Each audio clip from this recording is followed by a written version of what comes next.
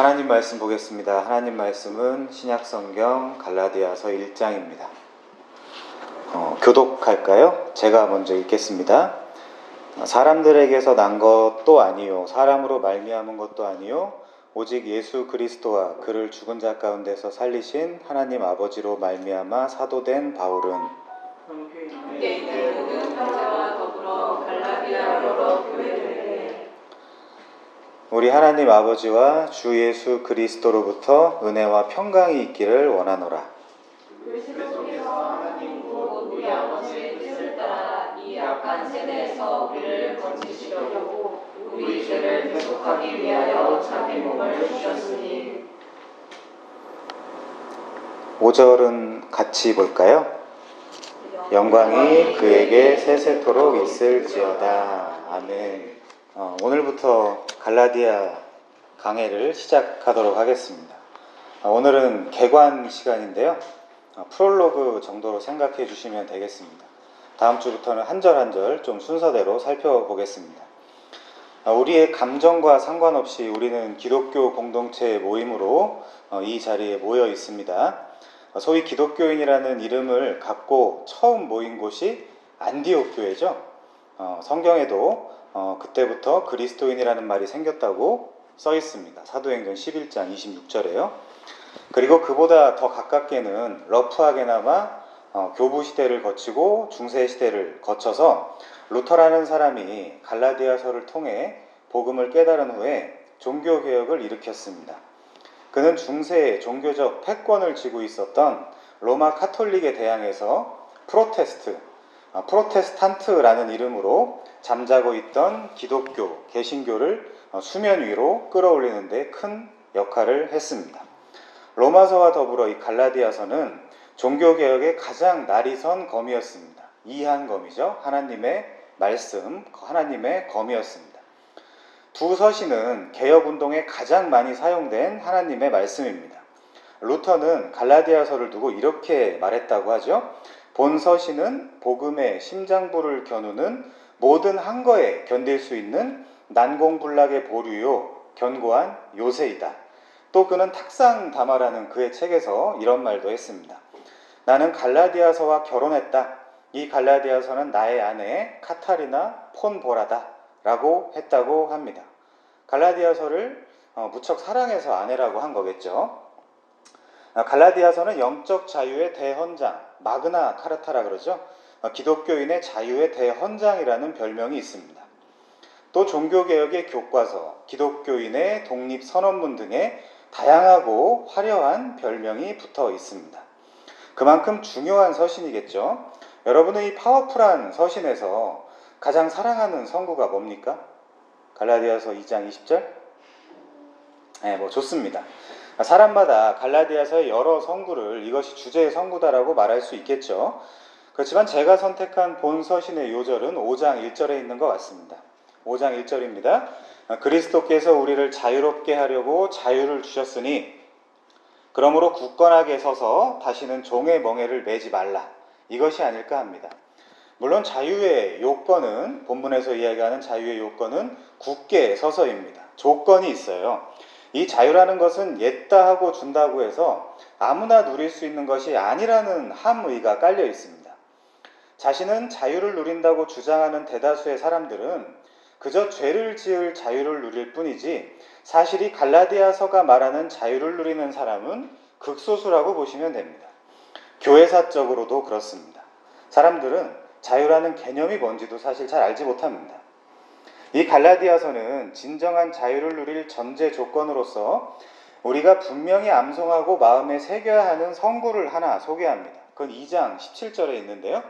사람이 의롭게 되는 것은 율법의 행위로 말미암음이 아니요 오직 예수 그리스도를 믿는 믿음으로 말미암는 줄 알므로 우리도 그리스도 예수를 믿나니 이는 우리가 율법의 행위로서가 아니고 그리스도를 믿음으로써 의롭다함을 얻으려 함이라.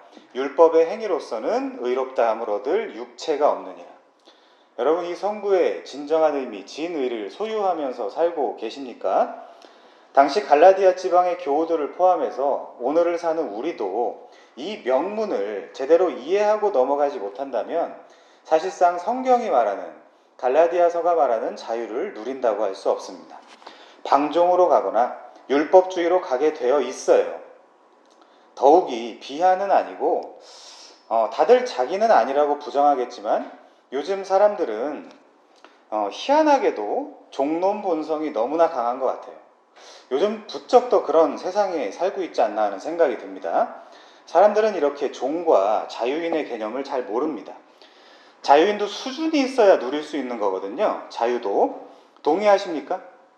어떻습니까? 여러분은 지금 하나님 앞에서 그 어떤 누군가에 종속되어 있고 또 누군가에 무조건적으로 순종하고 있지 않습니까? 사실 그게 마음이 편하시죠? 그런데 책임을 져주지도 못할 누군가에게 나의 모든 책임을 떠넘겨버리고 그냥 그대로 사는 것이 좋죠. 편하죠. 그러나 그건 자유자가 아닙니다. 다시요, 여러분은 크리스천의 자유라는 개념을 명백히 알고 또 누리고 계십니까? 사람이 의롭게 되는 것은 율법의 행위로 말미암음이 아니요 오직 예수 그리스도를 믿는 믿음으로 말미암는다. 이 짧은 문장의 강력한 효과를 알고 정작 이대로 살고 계십니까? 오늘 좀 자주 나오는 인물인데 루터도 한동안은 이 자유의 본질에 대해서 잘 몰랐습니다. 우리를 자유롭게 한다는 그 진리를 소유하기 전까지 당연히 그는 자유에 대해서 잘 알 수 없었습니다. 루터는 나는 좋은 수도사였다. 만약 수도사 수행으로 천국에 도달할 수 있는 자가 있다면 그곳에서 나를 찾을 수 있을 것이라고 주장할 수 있을 정도로 나는 엄격하게 규율을 지키면서 살았다. 나를 알던 동료들은 내 말이 틀리지 않음을 증언해 줄 것이다. 내가 더 오랜 시간 수행을 했다면 아마도 밤샘이나 기도, 금식이나 독서와 같은 일들이요. 이것들 때문에 나는 내 자신을 죽음에 넘겨줬을 것이다 라고 말했습니다. 그럼에도 루터는 하나님이 자신을 받아들이기에는 충분히 선하지 않다는 생각으로 꽤나 긴 고통의 시간을 보냈습니다. 그럼 그는 언제 이 자유를 맛봤을까요? 루터는 잘 들어보세요. 나는 내가 하나님을 위해 행해야만 하는 어떤 것들 때문이 아니라 하나님이 예수 그리스도 안에서 나를 위해 행한 것 때문에 비로소 나 자신을 짓누르던 모든 무거운 짐들을 내려놓을 수 있었다라고 고백을 합니다. 이 둘의 차이를 아시겠어요? 대부분 이 둘의 차이를 잘 모르고 살아갑니다. 내가 하나님을 위해 행하냐 아니면 하나님이 나를 위해 행하시냐 이거요. 섬김을 받으러 오신 예수냐 아니면 우리를 섬기러 오신 예수냐 이 문장이 가진 의미와 사실 똑같습니다. 근데 자연인은 이 말이 무슨 말인지 잘 알 수 없습니다. 우리는 자꾸 하나님을 섬기는 쪽으로만 생각을 하게 되어 있어요. 우리의 사고방식은 그쪽으로 흘러가게 되어 있습니다. 그러니까 삶이 이렇게 힘들고 고된 것이죠. 이 서신을 다루는 동안 계속해서 또 묻고 또 묻겠지만 여러분은 그리스도 안에서 진정한 자유를 누리시는지요? 아니면 하나님, 예수님, 교회 이런 것만 생각하면 진절머리가 나게 짓눌리고 바쁘고 힘들고 피곤하신지요? 거기 계신 분들은 피곤하시죠? 저는 현대 교인 절대 다수가 후자라고 생각하는 사람입니다. 여러분 깊이 생각하십시오. 내가 가는 이 길이 맞는 길인지 아니면 틀린 길인지를 말입니다. 갈라디아서는 분명 내증, 외증을 다 고려하더라도 저자인 사도 바울의 복음으로부터 주어진 자유의 대헌장이 무엇인지를 아주 잘 설명하는 서신입니다. 서신이라고 하니까 뭔가 거창한데 그냥 편지예요. 저스트 편지. 갈라디아 지역의 사람들에게 보낸 바울의 회람 서신입니다. 본 서신은 우리가 가지고 있는 성경책을 기준으로 6페이지 전후의 아주 매우 짧은 편지이며 천천히 진지하게 읽어도 20분? 30분이 안 걸리는 정도의 분량입니다. 사도행전은 도합 1000절이 넘는데요. 갈라디아서는 150절밖에 안 돼요. 이 서신은 사실상 고대부터 현대까지의 장엄하고 웅장한 어떤 인간들의 문학작품에 비해 그리 대단하게 보이지도 않습니다. 역사서인 사도행전과 비교하기에도 모호한 부분도 많고 때로는 저자 자신의 극도한 극도의 감정을 보이기도 합니다.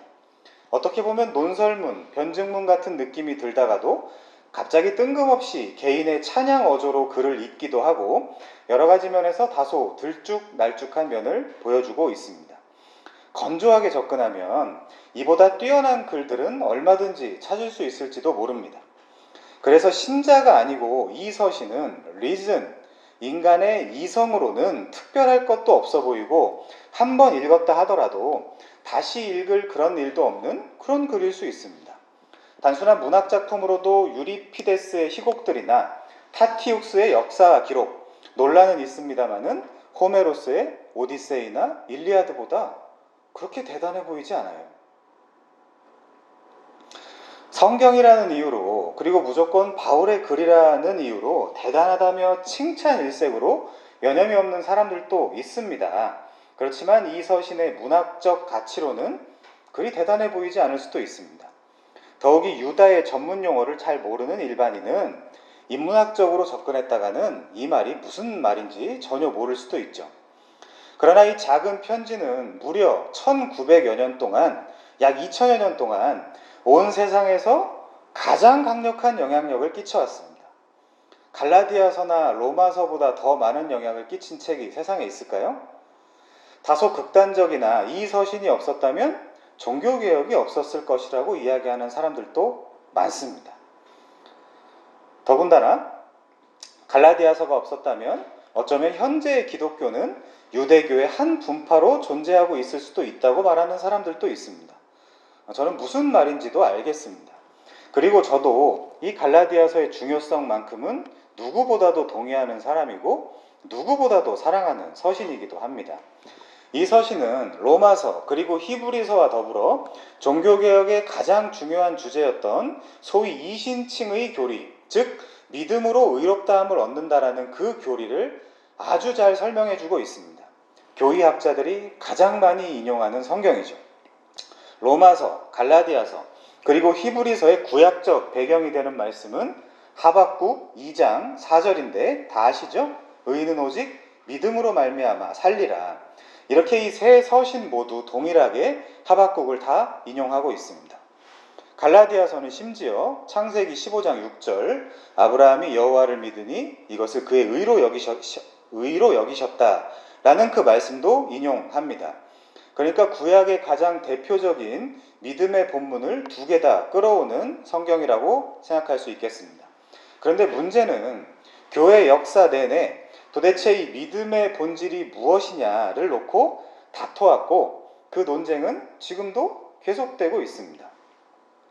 대체 이게 신실함이냐 아니면 신뢰냐 별별 이야기들이 많습니다. 여러분 대체 믿음이 뭘까요? 도대체 믿음의 본질이 뭘까요? 바로 이것이 우리가 매주 갈라디아서를 공부해야 하는 이유입니다. 우리는 기본으로 돌아갈 것입니다. 물론 우리는 갈라디아서를 살피며 전체 학자들의 논쟁과 논란에 관해서도 조금씩은 살펴볼 것입니다.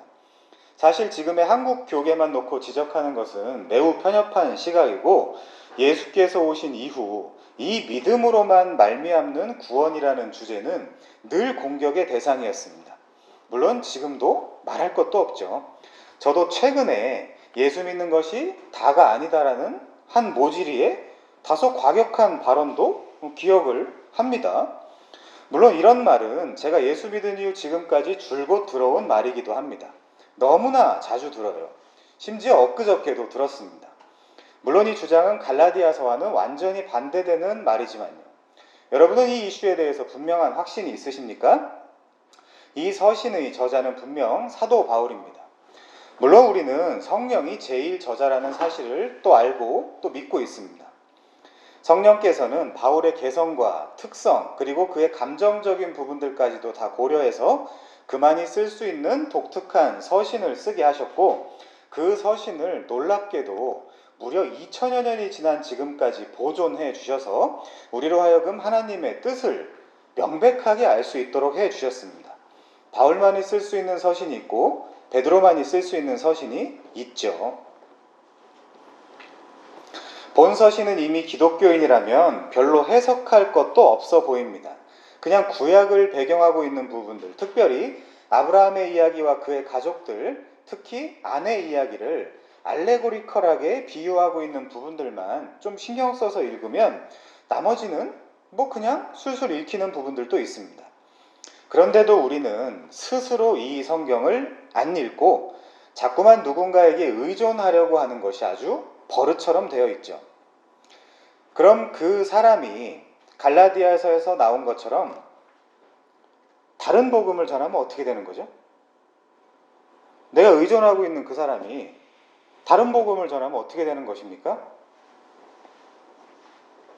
새벽부터 온통 무슨 불교도 아니고 야단 법석을 떠는 이 한국교회가 갈라디아서를 한번 제대로 공부해 본 적이 없는 사람들이 대다수입니다. 스스로 갈라디아서 정도 볼 수 없는 사람, 이거 정상인가요, 여러분? 이건 정말 심각하고 아이러니한 문제입니다. 이 서신은 소위 그리스도교의 기본이며 핵심인데도 말이죠. 본서의 1장 1절과 5장 2절에 보면 바울 자신의 서신이라는 것을 내증하고 있다는 사실을 알 수 있습니다.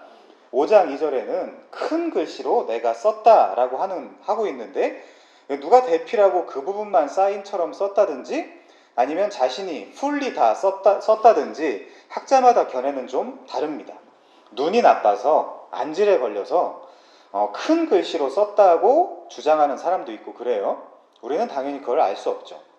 바울, 원어는 파울로스입니다. 이는 헬라, 로마식 이름입니다.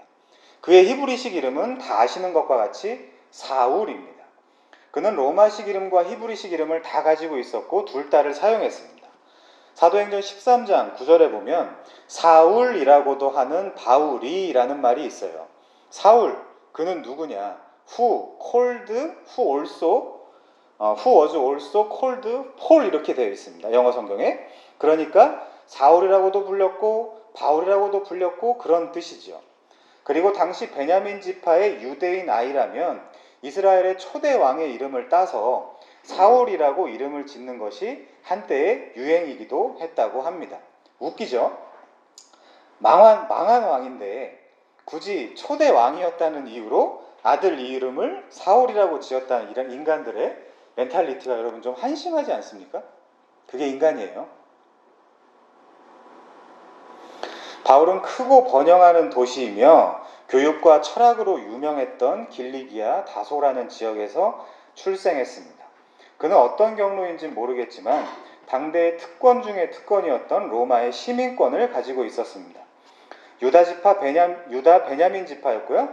유대인의 율법에 철저하였으며 가말리엘의 문화에서 공부를 했습니다. 수재였다라는 뜻이에요. 그래서 성경의 인물들 중에 누구보다 지성적인 면을 보이기도 합니다. 바울은 율법에 따라 엄격한 생활을 한 바리새인이었습니다. 여러분 바리새인을 잘 모르실 텐데 의역해드리면 가장 낮은 수준의 바리새인이 지금 윤리가 어떻고 도덕이 어떻고라며 떠들어대는 한국의 그 어떤 인간보다 더 모양적으로는 착하게 엄격하게 산 사람이라는 그런 뜻입니다. 그런데 바울은 그 바리새인들 중에서도 율법에 흠이 없던 자였죠. 그러다 보니 한때는 오직 은혜만을 외치는 그리스도의 제자들, 나사렛 이단 괴수를 따르는 제자들에게 분노하여 당신은 그때 바울이 은혜가 뭔지도 몰랐겠죠. 그들을 박해했고 스데반을 처형하는 일에도 적극 동참했습니다. 물론 그는 유대교의 율법을 지키기 위해서 그렇게 했죠. 그때는 그것이 하나님을 위한 일인 줄 알았습니다. 여러분 성령이 없이 가장 똑똑한 사람은 성령이 있이 가장 무식한 사람보다 멍청합니다. 구약을 상징하는 인물인 세례 요한이 그렇게 화려한 수식어들이 붙어 있잖아요. 어떤 사람은 그 세례 요한을 칭찬하는데 책을 몇백 페이지를 썼어요. 그 세례 요한이 천국에서는 지극히 작은 자보다 더 작은 자라는 그 원리랑 똑같아요. 바울은 가장 똑똑했지만 구약에 한때 갇혀 있었습니다. 그러니 여러분 구약에 갇혀 있으면 안 돼요. 그리고 이것이 갈라디아서의 또 다른 중요한 주제이기도 합니다. 구약을 스스로는 통달했다라고 생각했던 바리새인 바울은 구약이 나사렛 예수에 대한 표리부, 미리보기라는 것을 전혀 알지 못했습니다. 그러니까 예수의 제자들을 박해했겠죠. 구약이 즉 자신들의 교과서가 결국 오실 자 예수 그리스도를 나타내는 책이었다라는 사실을 미리 알았더라면 그 주인공의 제자들을 사도 바울이 박해했을까요? 아니죠. 그러니 미련했던 것입니다. 바울은 그렇게 예수의 제자들을 핍박하던 도중 다메섹 도상에서 부활하신 주님을 만나 회심하고 그의 인생은 180도로 달라지게 됩니다. 자신이 혹은 주변에 예수를 만났다고 하는데 삶이, 인생이 바뀌지 않은 사람이 있습니까? 바울은 자신의 삶과 인생을 통해서 그럴 수 없다라고 이야기하고 있습니다. 이건 연기로 되는 부분이 아니죠. 하나님은 그렇게 바울을 어머니의 태로부터, 아니 창세전부터 가지셨던 하나님의 계획의 일부를 그를 통해 실현하십니다. 하나님은 큰 길을 만드시는 웨이메이커, 큰 기적을 행하시는 미라클 워커, 약속을 지키시는 프라미스 키퍼입니다. 하나님께서 유대 신학자 바울을 들어서 하시려던 일이 과연 무엇일까요? 그것은 이방인의 사도로서 하나님의 단 하나밖에 없는 유일한 복음, 그 유일한 복음을 전하게 하는 일이었습니다. 유일한 복음, 테오스 디카이오 슈네, 하나님의 한 의, 에테로스 유안겔리온, 다른 복음이 아니라 오직 하나라고 할 수밖에 없는 유일한 복음, 하나밖에 없는 복음, 그것을 전하는 것이 어머니의 태로부터 택정된 바울의 사명입니다. 하나님은 그를 선택하셨습니다. 그래서 그는 복음의 선교 사역을 이루는 도구로 화려하게 활동하게 됩니다. 그래서 그는 그리스 헬라 지방과 소아시아 지방을 오가며 크게는 세 차례에 걸쳐서 선교 여행을 합니다. 죽도록 고생을 하죠. 청춘의 때에 자신감 넘쳤던 삶을 향유했던 이자는 아시아 지역의 이방 선교를 감행하면서는 마치 나는 사형 선고를 당한 사람인 것 같았다. 나 스스로도 살 소망이 끊어졌었다라고 말합니다. 평생을 전도와 선교 사역에 몰두했던 사람이죠. 바울이란 사람은요. 연결해서 디도서 1장 1절에는 자신을 이렇게 소개하는군요.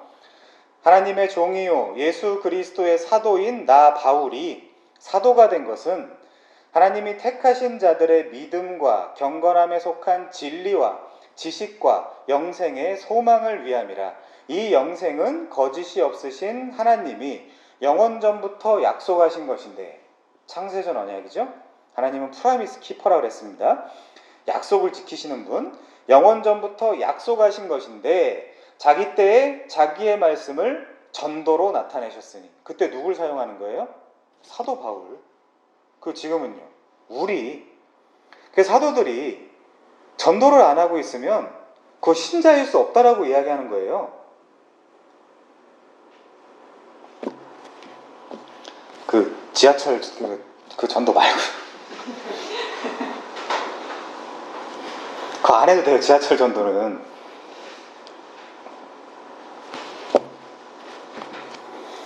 사도 바울은 성경에서 주님 외에 제가 가장 사랑하고 때로는 내게 한없는 두려움을 느끼게 하는 제가 아는 유일한 선교사입니다. 전 너무나 편하게 살고 있거든요. 이렇게 살아도 되나 싶을 정도로. 물론 이게 제 그릇일 수 있겠죠.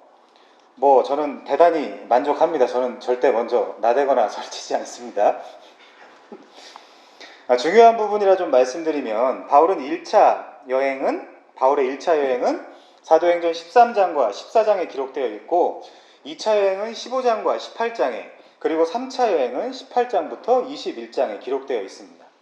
우리는 어쩔 수 없이 역사적인 기록인, 즉 역사서인 사도행전에다가 우리가 공부하는 사도들의 서신들을 시간순으로 끼워 넣어 역사를 재구성해야만 해요. 서신은 편지니까 이 사건들이 역사의 어느 시점에 있었던 일인지를 좀 알 수 없습니다. 물론 3번의 선교 여행의 본거지는 안디옥 교회였죠. 이방 선교 사역의 본거지입니다. 안디옥 교회. 바울은 선교 여행 기간 동안 온갖 모진 박해와 고난을 당합니다. 이교도들은 물론이고 동족들, 그러니까 유대인들도 바울의 사역을 매우 못마땅해 합니다. 사실 언제나 유대인들이 더 난리였죠.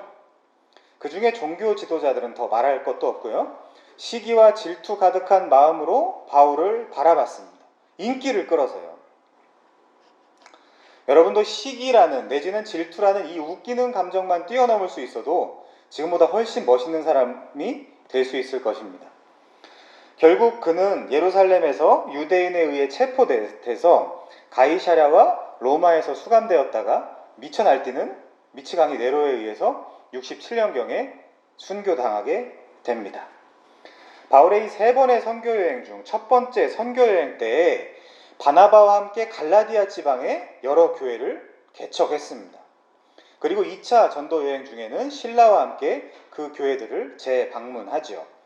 두 여행에서 바나바와 동행했지만 두 번째 선교여행 때는 바나바의 생질인 마가의 동행 문제로 다툼이 있고 난 후부터 그 이후 바나바는 더 이상 바울의 선교 사역에 동참하지 않습니다.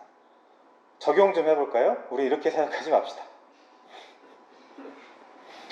갈라디아 지방이라는 것은 프로빈스예요. 무슨 뜻이냐면 우리도 뭐 행정구역을 경기도, 충청도, 뭐 전라도, 경상도 이렇게 나누지 않습니까? 그러나 그 도 안에 또 다양한 여러 지역들이 있잖아요. 그래서 이 서신의 갈라디아는 한 곳을 지칭하는 게 아닙니다. 서원에도, 그러니까 2절이죠. 투 갈라티안스라고 갈라디아 여러 교회들에게 이렇게 되어 있는데 뭐 세부적으로는 1차 전도지였던 비시디아 안디옥, 이고니온, 루스드라, 더베 같은 곳들이 포함되어 있는 프로빈스입니다. 도 개념이에요. 이곳 루스드라에서는 유대 동족들이 바울이 마음에 들지 않아서 돌로 친 후에 그가 죽은 줄 알고 시외에 갖다 버리는 사건까지도 발생을 합니다. 기가 차죠. 이 뜻은 피범벅이 될 때까지, 죽은 줄 알았을 때까지 얻어 맞았다라는 뜻입니다. 그러니까 세상에서 제일 낫다는 인간들이 얼마나 악합니까, 여러분? 하나님을 섬긴다는 자들이었어요. 바울을 그렇게 때렸던 사람들이. 그런 면에서 한국인들은 제발 착한 척 좀 안 하면 좋겠어요. 기록 연대와 수신자를 결정하는 문제는 성경이 명백하게 말해주고 있지 않기 때문에 우리가 확증하기 어려운 부분이 있습니다. 학자들도 나름대로 연대 문제에 있어서 그저 추측을 할 뿐이고 수신자를 결정하는 문제에 있어서도 크게는 두 가지가 있는데 하나는 남갈라디아 영토설이라 그래요. 또 하나는 북갈라디아 종족설이라고 합니다. 이걸 두고 아직까지도 논쟁 중에 있어요. 굳이 강론 중에 이를 언급하고 또 어느 정도 결정을 하고 지나가야 하는 이유가 있습니다. 왜일까요? 사도행전 15장에 나오는 예루살렘 회의가 그거를 그 이전에 있었던 일이냐 아니면 이 이후에 있었던 일이냐를 문맥적으로 반드시 결정하고 지나가야 되기 때문에 그렇습니다. 갈라디아서는 예루살렘 공의회와 필연적으로 맞물려 있는 성경이거든요. 개관 시간이라 살짝만 더 짚고 가면 북갈라디아설은 옛 왕궁이 있었던 지역에 편지하지 않았는가 하는 것입니다. 그리고 남갈라디아설은 로마의 행정구역을 가리키는 말이다라고 주장하는 것입니다. 물론 여러 가지 정황상 남갈라디아설이 설득력이 있어 보입니다. 북갈라디아 쪽은 굉장히 고지대에다가 상당히 지형이 험합니다. 그래서 몸에 당시 여러 가지 문제도 있었고 병약했던 사도 바울이 여기서 사역하기가 다소 어려워 보인다는 것이 학자들의 주장입니다. 물론 개의치 않으려면 충분히 그럴 수도 있는 사람이지만 말이죠. 그리고 사도행전에는 북쪽으로 갔다는 언급 자체가 없습니다. 그리고 바울의 동료로 나오는 사람들도 전부 다 남갈라디아 사람들이고 북갈라디아 쪽 사람들은 사도행전에 아무도 나오지 않습니다. 갈라디아서의 내용과 사도행전 15장에 나오는 예루살렘 회의의 내용은 유사성이 많습니다. 그런데 북갈라디아서를 지지할 경우 예루살렘의 회의가 끝나고 어느 정도 시간이 흐른 후에 본 서신을 썼다는 점을 전제해야 합니다. 더욱이 갈라디아 2장에서 그래도 충분히 그래도 되는 충분한 문맥임에도 불구하고 예루살렘 회의에서 이방인들을 향한 선교 방법론에 관한 부분이 실려 있지 않기 때문에 여러 가지 정황상 주후 49년경 예루살렘 회의가 있기 전에 이 서신을 기록한 것으로 보입니다. 내용이 더 중요하니까 내용을 좀 보겠습니다. 바울은 주의 특별한 섭리로 다메섹 도상에서 기가 막힌 회심을 경험하고 그리스도인 선교사로 지금 첫 사역을 나갑니다. 첫 선교를 떠나는 당시의 그의 마음이 어떨 것 같아요? 이매지네이션 프리칭을 한번 해볼까요? 상상을 한번 해볼까요? 어떨 것 같아요? 저는 여기가 종종 저로 하여금 깊이 묵상을 하게 하는 지점입니다. 사역하기 싫을 때 많거든요. 무식하고 예의 없는 인간들이 넘쳐나고요. 속에는 구렁이가 수백 마리가 있으면서도 착한 척하면서 가면 쓰고 사는 사람들이 교계에 이니셔티브를 쥐고 막 교회를 흔들어대는 거 보면 와, 진짜 여기 내가 있어야 되나? 그런 생각할 때가 많습니다.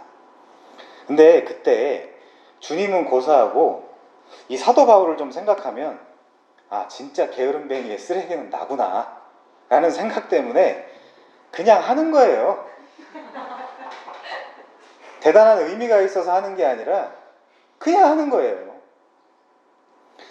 내가 남보다 나을 게 하나도 없구나라는 생각 때문에 그냥 하는 겁니다. 아무튼 여러 동족보다 지나치게 유대교에 천착했던 바울이, 그래서 그리스도교를 말살하려고 했던 바울이 이제는 되려, 잘 생각해 보세요. 이제는 되려 그리스도교로 깊숙하게 회심하고서 첫 선교를 떠나는 그 길에서 걷고, 지금처럼 비행기 타고 가는 게 아니잖아요. 걷고 또 걸으면서 그는 무슨 생각을 했을까요? 그는 하나님에 대해선 또 어떤 생각을 했겠습니까? 그리고 내 지나온 인생, 그건 다 뭐지? 라는 생각을 하지 않았겠어요? 다시 말씀드리지만 이방 선교 사역이 시작된 곳은 모두 안디옥 교회입니다. 이 안디옥 교회에서 사역하던 소위 담임 목사급이었던 바나바와 그리고 바울을 택하여 하나님은 선교사로 보내십니다. 그게 사도행전 13장 1절에 나와요. 한번 보실까요? 안디옥 교회에 선지자들과 교사들이 있으니 곧 바나바와 니게르라 하는 시므온과 구레네 사람 루기오와 분봉왕 헤롯의 젖동생 마나엔과 및 사울이라. 주를 섬겨 금식할 때 바나바는 제일 위에 있고 사울은 제일 끝에 있잖아요.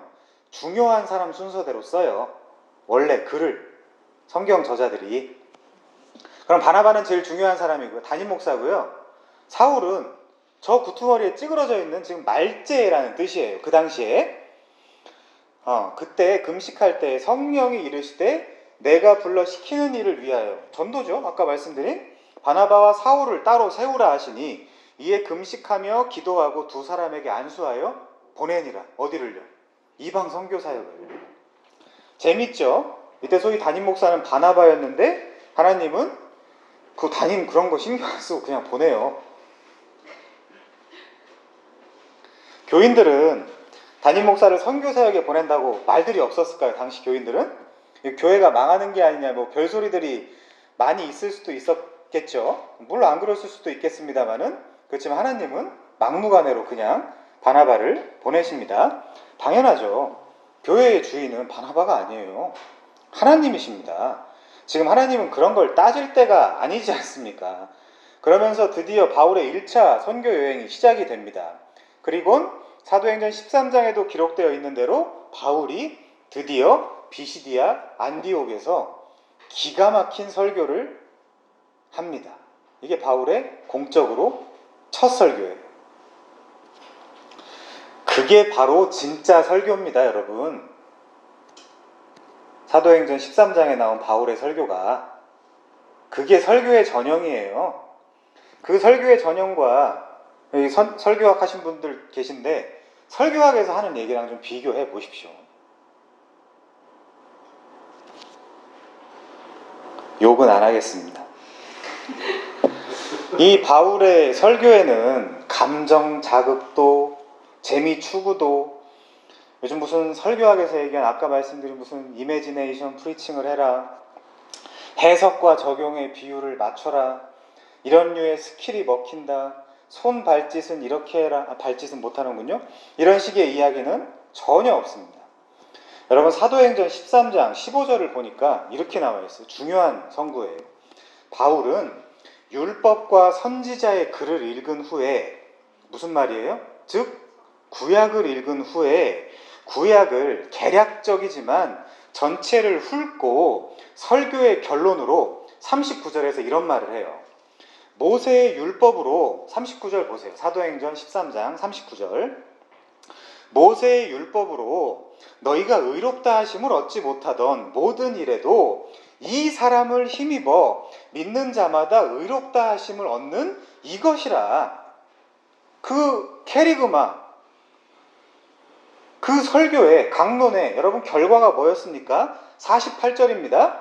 이방인들이 듣고 기뻐하여 하나님의 말씀을 찬송하며 영생을 주시기로 작정한 자는 다 믿더라.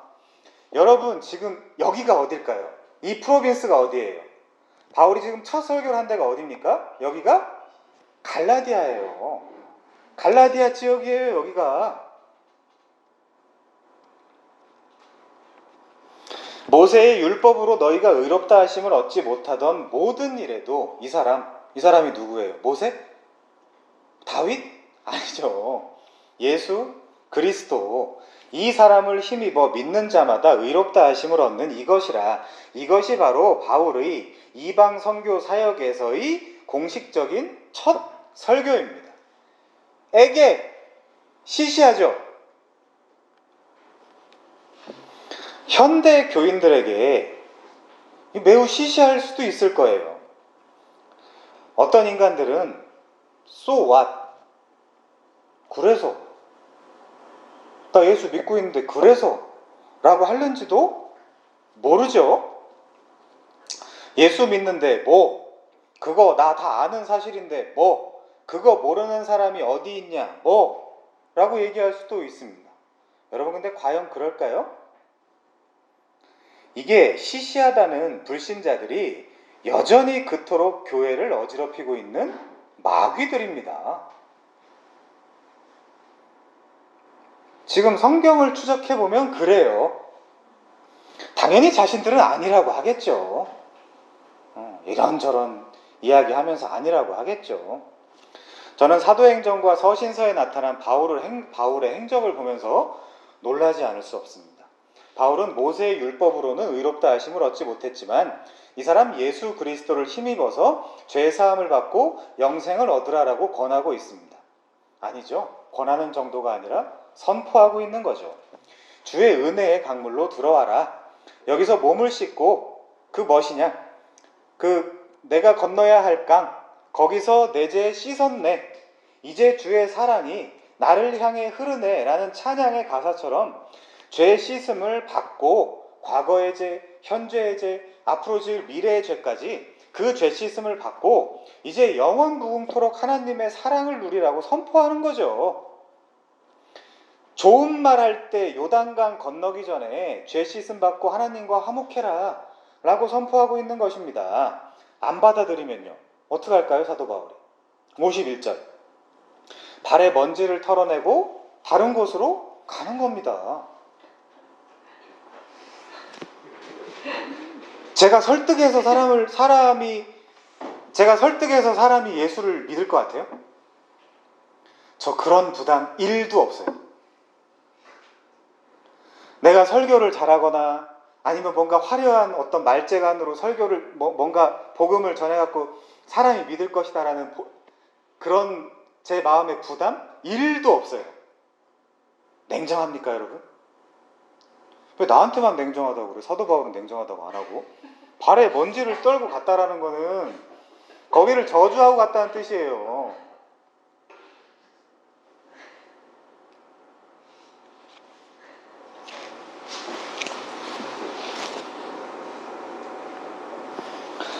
여러분 전도라는 거는 이 약한 세대에게 돌아올 기회를 주는 거지 제발 믿어달라고 제발 좀 믿어달라고 구걸하는 구걸 행위가 아닙니다. 나 진짜 마음에 안 들어요. 이게 전도하는 그 방법론. 하나님이 얼마나 욕을 먹겠어요. 49절은 이제 그 일로 어떻게 됐대요? 그 지방이 주의 말씀이 그 지방, 여기가 갈라디아 지방입니다. 두루 퍼지니라 라고 되어 있습니다.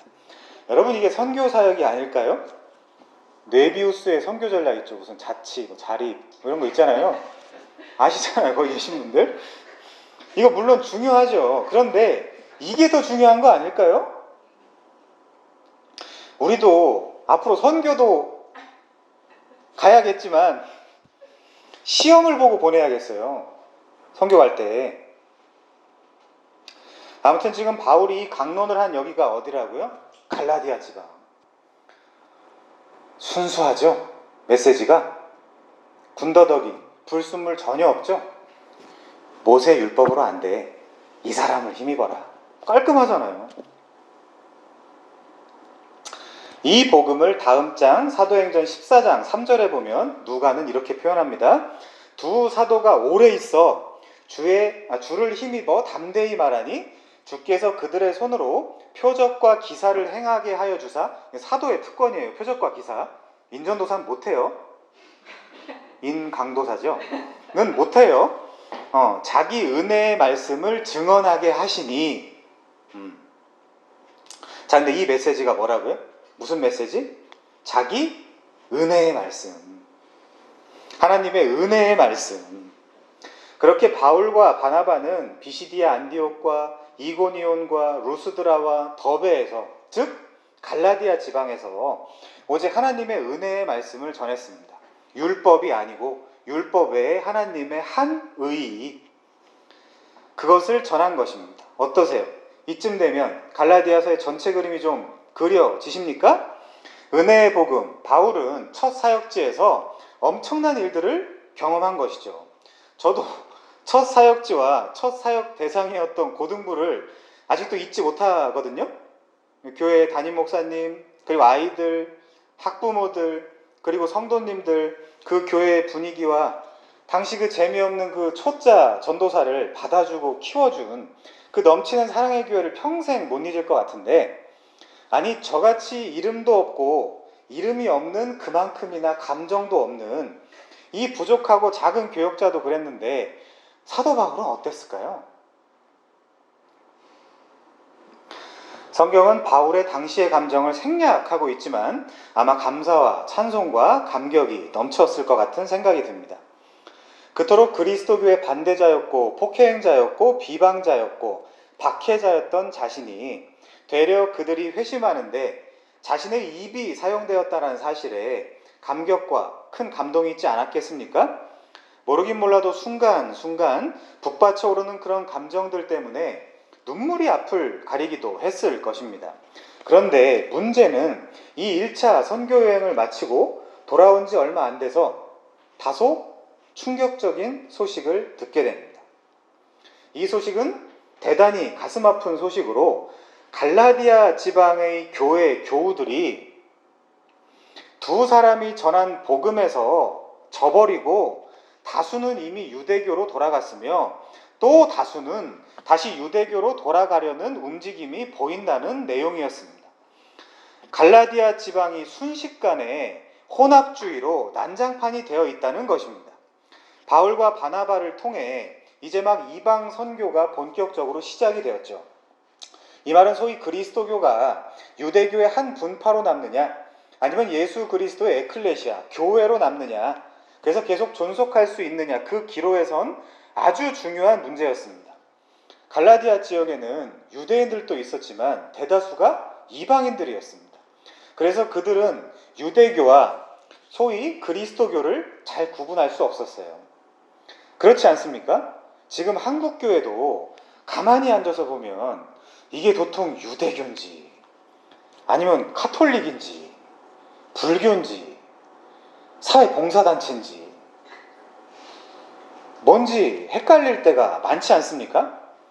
지금 한국 교회가 아무런 맛도 색깔도 없지 않나요? 분명한가요? 뚜렷한가요? 아닌 것 같은데. 그러니 무슨 매력이 있을까요? 다른 데서 하는 것 다 하고 있는데 굳이 돈 내고 몸 내면서, 몸 낸다는 말은 오해의 소지가 있군요. 헌신하면서 교회에 나와서 뭘 해야 할 이유가 있을까요? 인간적으로도 없을 것 같은데. 그러니 청년들이 도대체 현대교회의 핵심 사상은 무엇입니까? 그리고 어차피 색깔도 다 똑같은데 굳이 이렇게 교단들을 다 나누어 놓은 이유는 어디에 있을까요? 아무튼 바울과 바나바가 갈라디아 지방에 복음을 전하고 다시 안디옥으로 돌아오자 가만히 들어온 어떤 선동꾼들은 갈라디아 지방에 뿌려진 피복음의 슬그머니 물을 타기 시작했습니다. 이 물은 할례와 율법이라는 pH 농도는 쓰레기인데, 그래서 건강에는 치명적인데 아주 맛은 좋은 그런 물이었습니다. 사람들이 율법적인 거, 뭐 시키는 거 싫어할 것 같죠? 엄청 좋아해요. 종되고 싶어하는 종놈 본성이 우리 타락한 인간의 본성 안에 이미 자리 잡고 있습니다. 근데 어떻게 회심하기 전에 자유를 누리겠냐고요. 그래서 그 선동꾼들의 작전은 맞아 떨어졌습니다. 갈라디아 지방의 교회들은 아직 복음에 굳게 서 있지 못했기 때문입니다. 바울은 생각했습니다.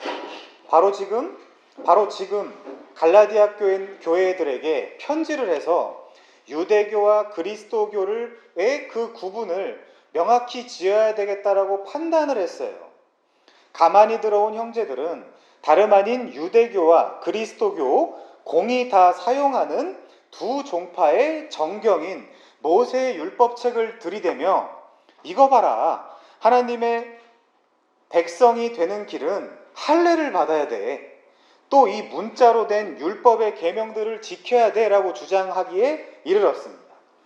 문맥과 전체 그림하고는 전혀 맞지 않지만 마치 여러분들이 여태까지 그랬던 것처럼 성경에서 자극적인 성구들 뚝뚝 떼서 여기 이렇게 써있잖아, 여기 이렇게 써있잖아 라며 어린 갈라디아 교인들을 현혹하기에 이르렀습니다. 아직 어리고 약한 갈라디아 교회들은 바로 이 주장에 넘어간 것입니다. 사람들은 이미 있던 유대교나 바울이 전하고 간 그리스도교나 어차피 생각하기에 한 하나님을 믿고 한 하나님을 섬기자는 건데 별 상관이 없는 거 아닌가라고 생각하기에 이르렀습니다. 그러나 그리스도교는 아예 말이 안 되는 건 아니지만 하나님을 믿는 게 아니고 예수님을 믿는 거라니까요. 주 예수 그리스도를 믿음으로 하나님께 나아가는 것입니다. 유대교는 할례를 받고 율법을 지키는 것이고, 그리스도는 하나님의 은혜로 회개하여 죄사함을 받고 성령의 인도를 따라가는 그 삶 자체입니다. 유대교는 종의 신분으로 살아가야 하는 것이지만 그리스도교는 자유자의 신분으로 살아가는 삶입니다. 그래서 바울은 당장 저처럼 게으른 사람이 아니거든요. 당장 갈라디아 교회에 편지를 써서 이 일을 막아야 되겠다라고 생각했던 것입니다. 그게 갈라디아서의 배경이에요. 그래서 그는 그 서신의 첫 문장의 운을 이렇게 띄웁니다. 이제 오늘 본문 1절이요. 돌고 돌아서, 자, 사람들에게 난 것도 아니요 사람으로 말미암은 것도 아니요 오직 예수 그리스도와 그를 죽은 자 가운데서 살리신 하나님 아버지로 말미암아 사도된 바울은 함께 있는 모든 형제와 더불어 갈라디아 교회들에게 우리 하나님 아버지와 주 예수 그리스도로부터 은혜와 평강이 있기를 원한다. 무슨 말일까요? 내가 그 모세의 율법을 주신 하나님 아버지와 주 예수 그리스도께서 직접 너희들에게 보낸 내가 진짜 사도다, 내가 보냄을 받은 자다, 그들은 틀렸다. 그들은 아니다. 그들은 늑대이며 일이다. 그들은 가짜다. 그들이 너희를 꼬인 모세의 율법은 내가 누구보다 정통하다. 그 율법에는 주 예수 그리스도에게로 가는 길이 적혀 있지. 그것을 출애굽 후 시내산에서 받은 것처럼 그것을 문자적으로 읽고 그것을 문자적으로 지키라고 준 것이 아니다. 그것은 옛 언약이다. 옛 언약은 내가 누구보다 잘한다. 그들은 그것을 권력의 도구 삼아 너희를 뭐 삼으려 한다고요? 갈라디아서에? 종 삼으려 한다.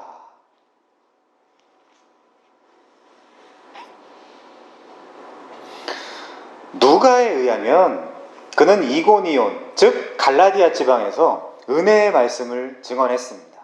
그 은혜의 말씀은 다름 아닌 모세의 율법으로 너희가 의롭다 하심을 얻지 못하던 모든 일에도 이 사람, 즉 주 예수 그리스도를 힘입어 믿는 자마다 의롭다 하심을 얻는 이것이다 라는 뜻입니다. 이것이 바로 은혜의 말씀이며 은혜의 복음의 핵심이죠. 현대교회 교인들이 눈물 쏙 빠질 감동적인 신파극 같은 이야기 한 편 듣고 나 오늘 은혜 받았어. 오늘 말씀 너무나 좋았어. 라고 떠들어대는 그런 얘기랑은 천지 차이란 말입니다.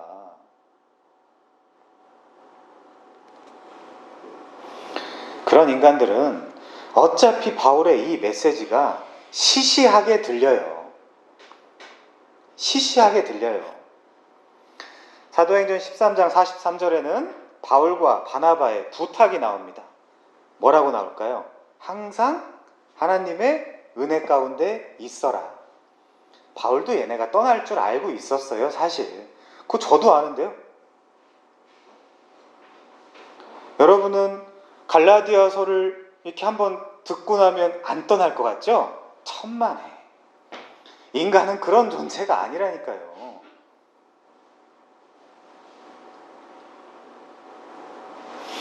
항상 하나님의 은혜 가운데 있으라. 사도행전 13장 43절 회당의 모임이 끝난 후에, 즉 설교 선포가 끝난 후에 유대인과 유대교에 입교한 경건한 사람들이 많이 바울과 바나바를 따르니 두 사도가 더불어 말하고 이제 떠나기 전에 한마디 해야 될 거 아니에요. 그때 했던 말이 제발이란 말은 없지만 제발 항상 하나님의 은혜 가운데 있어라. 제가 하고 싶은 얘기예요. 그게 자유자예요. 별거 아니에요. 여러분, 이것이 은혜의 복음입니다. 근데 문제는 다음 절이죠. 사도행전 13장 44절. 그 다음 안식일에는 온 시민이 거의 다 하나님의 말씀을 듣고자 하여 모이니 유대인들이 그 무리를 보고 시기가 가득하여 바울이 말한 것을 반박하고 비방하거늘. 여러분, 이게 문제예요. 유대인들이 진짜 하나님을 위해서 유대교를 전했습니까? 그런 사람 없어요, 세상에. 꿈 깨십시오. 인간에 대해서 꿈을 빨리 깨면 깰수록 여러분 복음에 가까워지기 쉽습니다. 유대인들이 그러면 왜 유대교를 다시 전했어요? 시기와 질투 때문에. 그들은 바울과 바나바에게 쏘인 인기가 그냥 싫었을 뿐입니다. 관종적이었죠. 이것은 종교적인 교리나 명분, 당위 때문이 아니에요. 그냥 시기심, 질투심, 그것 때문에. 바울은 열도 사도가 아니잖아. 예루살렘에서 아직 인정도 못 받았어. 그는 스데반도 죽였잖아. 그는 사도도 아닌데 너희가 바울의 말을 들을 이유가 없지 않을까? 그는 위험해. 2단이야 3단이야 아니 한 4단쯤 되는 것 같아. 그래도 정통성이 있는 수천 년의 역사를 갖고 있는 우리 유대인이 낫지 않겠어? 걘 교회를 모른다. 저도 이런 말 되게 많이 듣거든요. 그런 비방하는 분위기가 갈라디아 지역에 싹 튼 것입니다. 그러나 바울의 사도권은 하나님이 그리고 예수님이 직접 주신 것이죠.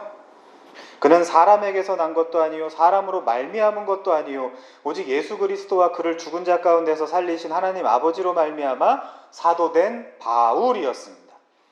그런 그가 다시 갈라디아 지방의 성도들의 마음을 잡고 싶었어요. 아니, 잡아야만 했습니다.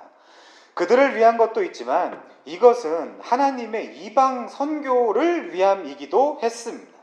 그래서 그는 갈라디아 여러 교회들에게 이렇게 말합니다. 우리 하나님 아버지와 주 예수 그리스도로부터 은혜와 평강이 있으면 좋겠다. 너희에게 다시 한번 이 은혜가 있으면 좋겠다. 얘들아, 다시 복음으로 돌아가자.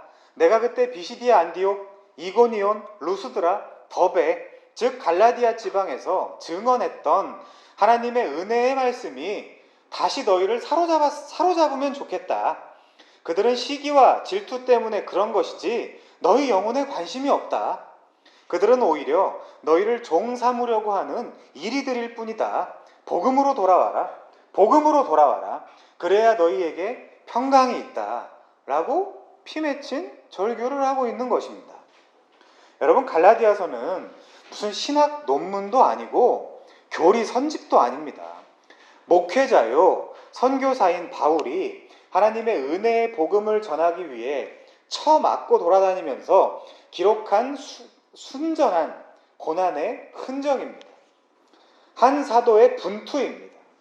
바울은 늘 자신의 서신의 서원에서 카리스 카이 에이레네, 즉 은혜와 평강을 이야기합니다.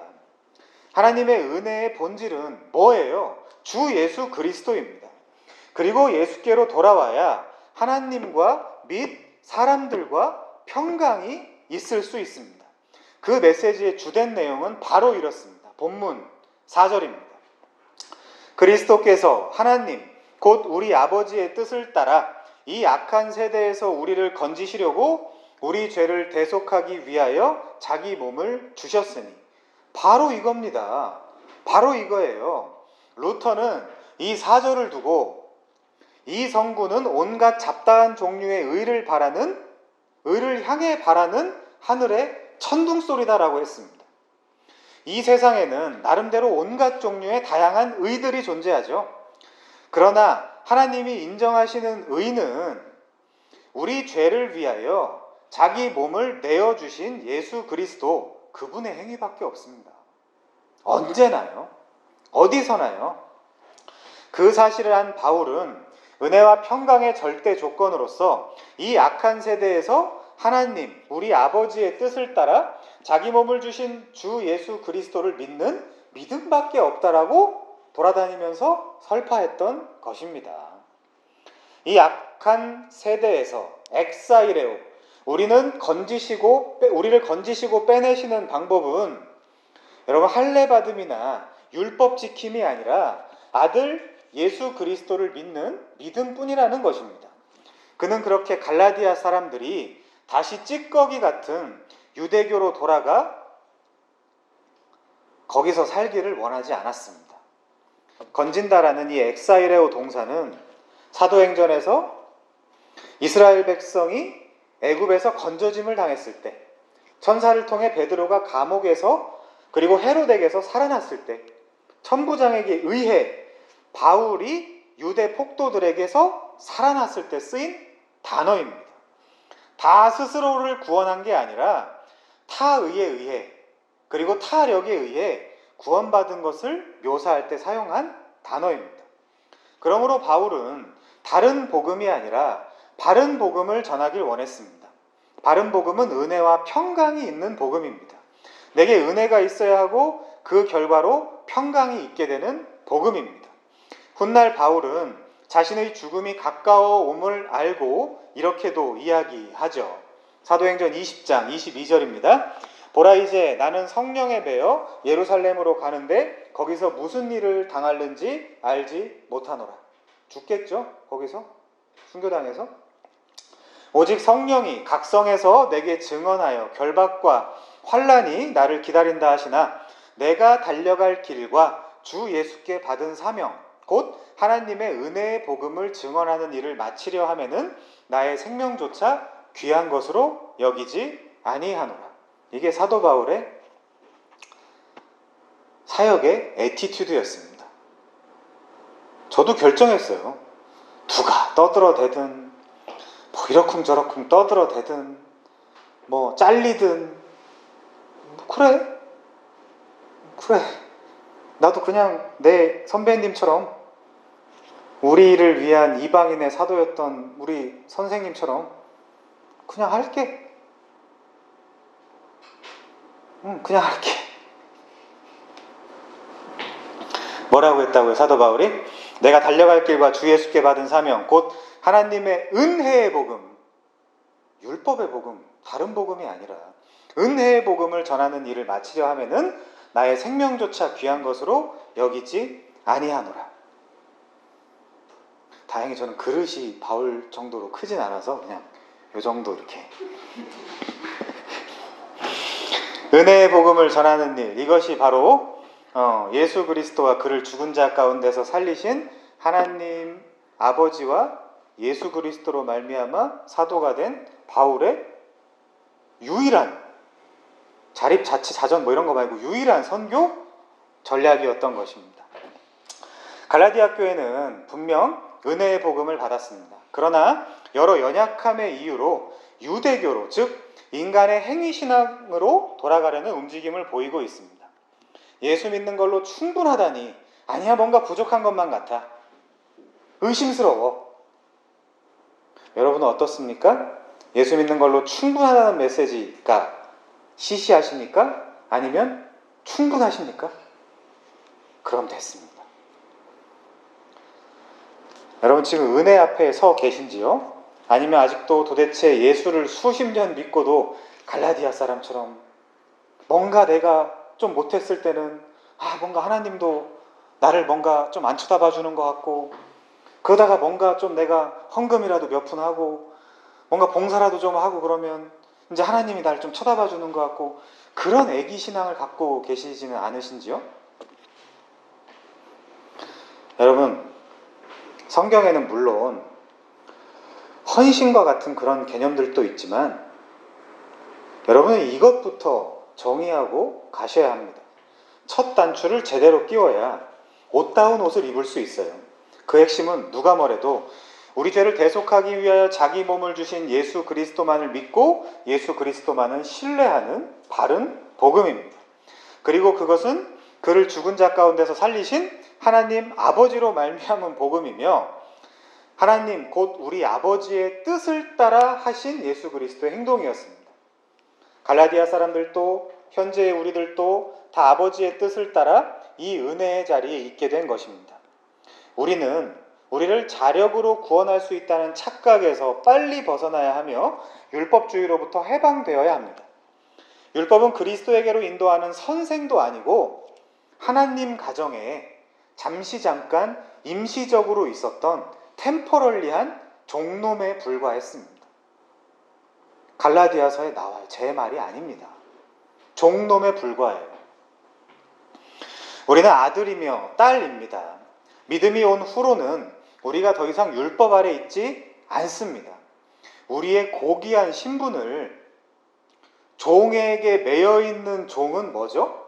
종의 종이죠. 우리의 고귀한 신분을 비하 내지는 격하시켜서는 안 됩니다. 이게 갈라디아서에서 말하는 자유인의 본질이에요. 우리의 신분을 비하시키는 것은 멍청한 짓이며 또한 그리스도의 은혜의 복음을 파괴하는 짓이기도 합니다. 본문에서는 아버지는 뜻하셨고 아들은 이루셨다라고 합니다. 십자가에서 이렇게 성부와 성자의 뜻은 완벽한 조화를 이루었습니다. 우리는 절대로 성부께서 성자가 원하시지 않는 일을 시켰다고 생각해서도 안 되고, 성자께서 성부가 원치 않는 일을 행하셨다라고 생각해서도 안 됩니다.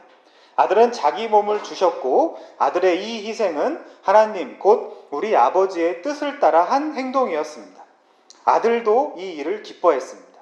이 기원은 사람으로부터 나거나 사람들의 에이전시로부터 난 것이 아닙니다. 성부와 성자의 은혜로운 결정이었습니다. 성부와 성자의 뜻은 온전히 하나였습니다. 그것은 다시 반복하지만 다름 아닌 이 악한 세대에 갇혀 종로를 타고 있는 저와 여러분, 그리고 갈라디아 사람들을 구원하기 위한 성부와 성자의 창세전 구원 언약이었던 것입니다. 이 얼마나 놀라운 이야기인지 모릅니다. 암덩이가 떨어져 나가고 들린 귀신이 모두 쫓겨나가는 것 따위와 비교도 안 되는 소식입니다. 그거 소용없어요. 또 아파요. 또 죽고. 그래서 바울은 인사의 마지막 문장에서 이렇게 찬송합니다. 영광이 그에게 세세토록 있을지어다. 아멘. 물론 한글에는 없지만 이 영광은 정관사 호와 함께 사용되어서요. 사실상 그 영광입니다. 뭘 지시하는 영광이에요. 바울이 하나님께 돌리는 영광은 우리가 아무 때나 사용하는 그런 류의 막연하고 추상적인 그런 영광이 아니라 악한 세대에서 우리를 구원하기 위하여 행하신 하나님의 구원 사역과 밀접한 관련이 있는 하나님의 영광입니다. 당연히 우리도 아멘이죠. 교회는 사람들의 자랑이나 교만, 시기와 질투가 들어올 것이 아니고 성부와 성자를 향한 찬양과 영광으로 충만해야 합니다. 앞으로 한 절 한 절 살펴볼 갈라디아서를 통해 하나님의 은혜와 평강 그리고 그분의 영광이 우리의 삶 속에 충만하게 나타나게 되기를 바랍니다.